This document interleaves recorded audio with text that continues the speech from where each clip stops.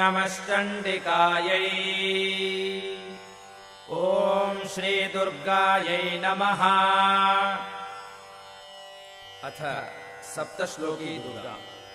शिव उवाच देवि त्वम् भक्तसुलभे सर्वकार्यविधायिनी कलौ हि कार्यसिद्ध्यर्थम् उपायम् ब्रूहि यत्नतः। देव्युवाच शृणु देव प्रवक्ष्यामि कलौ सर्वेष्टसाधनम् मया तवैव स्नेहेनाप्यम् वा स्तुतिः प्रकाश्यते। ॐ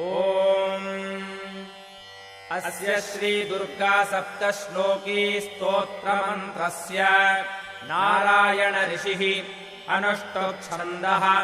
श्रीमहाकाली महालक्ष्मी महासरस्वत्यो देवताः श्रीदुर्गा प्रीत्यर्थम् सप्तश्लोकी दुर्गा पाठे विनियोगः।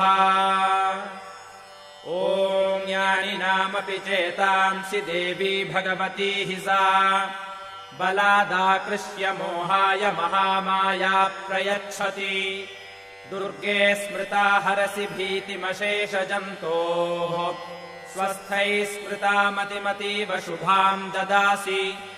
दारिद्र्यदुःखभयहारिणिका त्वदन्या सर्वोपकारकरणाय सदार्द्रचित्ता। सर्वमङ्गलमाङ्गल्ये शिवे सर्वार्थसाधिके शरण्ये त्र्यम्बके गौरि नारायणि नमोऽस्तुते। शरणागतदीनार्तपरित्राणपरायणे सर्वस्यार्तिहरे देवि नारायणि नमोऽस्तुते। सर्वस्वरूपे सर्वेशे सर्वशक्तिसमन्विते भयेभ्यस्त्राहिनो देवि दुर्गे देवि नमोऽस्तुते।